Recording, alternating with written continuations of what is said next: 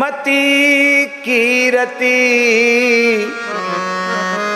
गति भूति भलाई, जो जेहि जतन जहाँ जेहि पाई, सो जानिए सत्संग प्रभाऊ, लोकऊ वेद न आन उपाऊ। किसी को उत्तम बुद्धि मिली है तो सत्संग से मिली है, संतों के संग से मिली है। किसी को उत्तम गति मिली है तो संतों के संग से मिली है। किसी को लौकिक अथवा आध्यात्मिक ऐश्वर्य भी मिला है तो संतों की कृपा से मिला है। किसी में भलप्पन की माने बड़प्पन के विशेष गुण प्रकट हुए हैं, परोपकारी स्वभाव किसी का बना है तो वो भी साधु संग से बना है। भूति भलाई, जो जेहि जतन जहां जेहि पाई, जिस यत्न से जिसने जहां भी प्राप्त किया है, सो जानिए सत्संग प्रभाव। तुलसीदास जी कहते हैं वो केवल सत्संग का प्रभाव है, लोक और वेद में दूसरा कोई उपाय ही नहीं है। इसलिए संतों ने कहा, क्या कहा, नहीं कुछ हंस के सीखे हैं, नहीं कुछ रोकर सीखे हैं, यदि जीवन में कुछ भी सीखे हैं तो किसी के होकर सीखे हैं। एक श्रृंखला संबंध होता जानते हैं,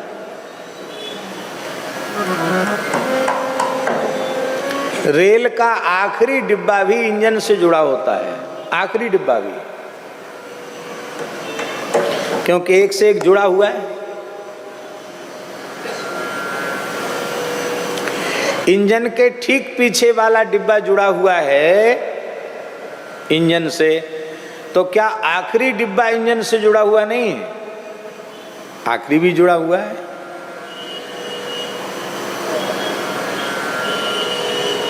नहीं समझ बात।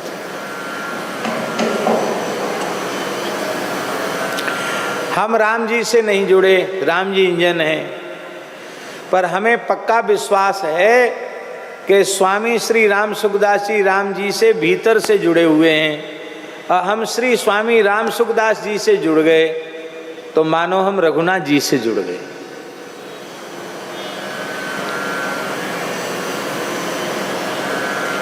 संत से जुड़ जाइए, संत से जुड़ते ही भगवान से जुड़ गए, और संत से विमुख होते ही भगवान से विमुख हो जाओगे।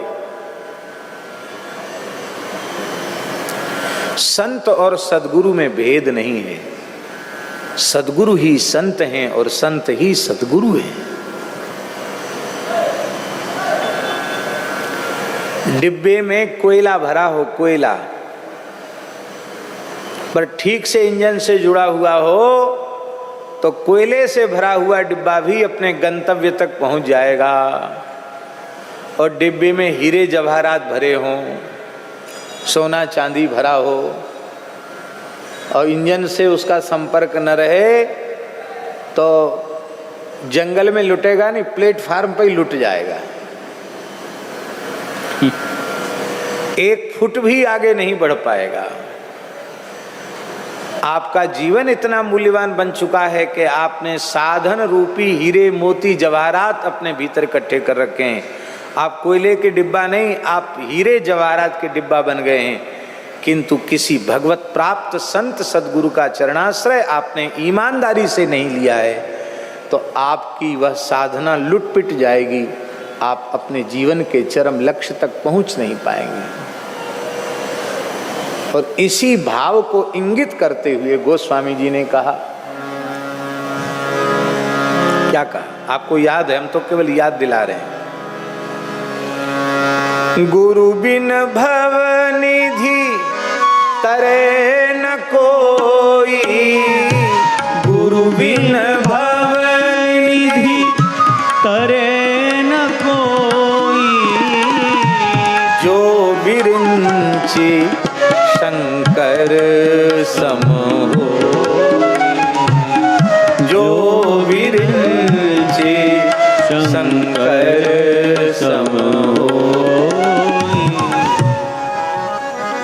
जी के जैसा, शंकर जी के जैसा भी कोई हो जाए तो भी भव सागर से तो नहीं तर सकता है।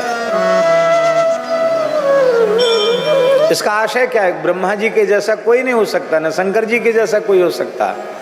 इसका तात्पर्य केवल इतना है कि प्रत्येक मनुष्य के जीवन की सफलता के लिए उसके जीवन में संत सद्गुरु का आश्रय अत्यंत अत्यंत आवश्यक है। और वह आश्रय केवल नाम मात्र का नहीं, हृदय का आश्रय। भीतर से हमारा हृदय किसी सत्पुरुष के चरणों में निवेदित हो जाए, समर्पित हो जाए। तो हम जो बात कह रहे थे, बिना संतों में श्रद्धा जगे, संतों का संग हो गई नहीं। और श्रद्धा कैसे होगी?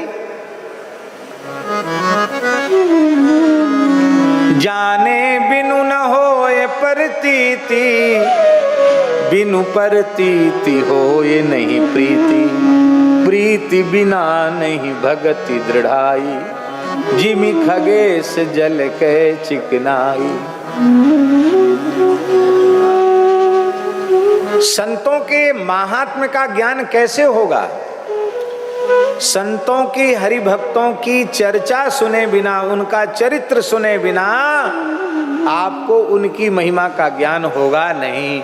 उनमें श्रद्धा उत्पन्न नहीं होगी, उनमें विश्वास दृढ़ नहीं होगा, और फिर जीवन निष्फल हो जाएगा।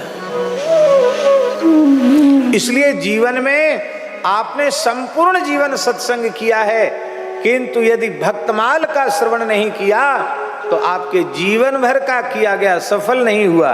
क्योंकि जिस प्रकार की श्रद्धा भगवत भक्तों में, हरि भक्तों में, संतों में होनी चाहिए, उस प्रकार की श्रद्धा बिना भक्तमाल श्रवण के उत्पन्न नहीं हो सकती, नहीं हो सकती, नहीं हो सकती। इसलिए घोषणा है, बिना भक्तमाल भक्ति रूप अति दूर है। आपको पता है,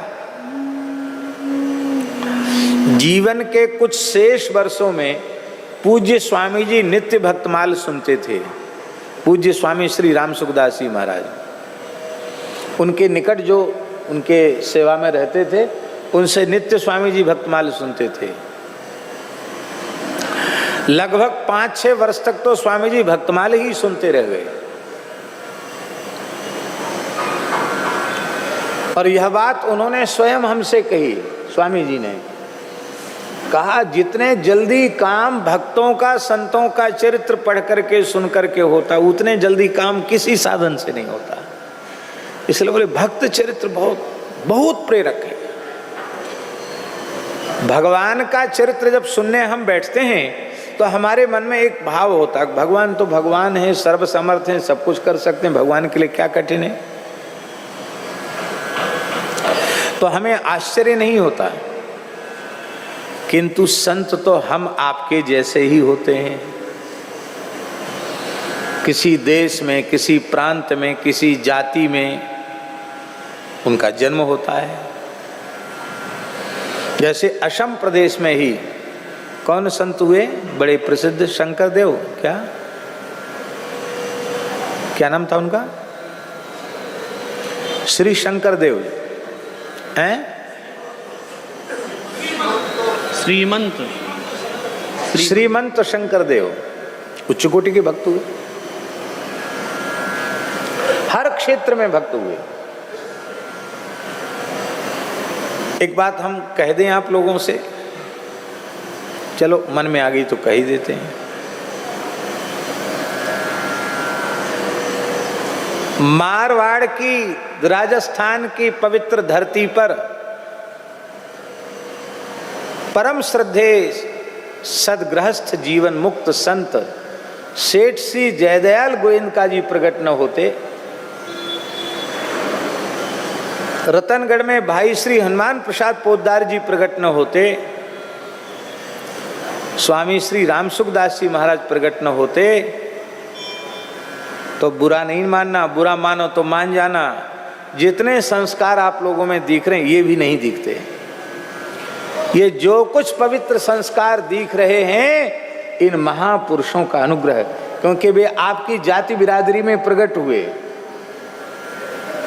और आपके बीच में रहकर, गृहस्थ परिवेश में रहकर उनका जीवन कैसा जीवन बना, कैसा आदर्श जीवन बना, कैसा प्रेरक जीवन बना।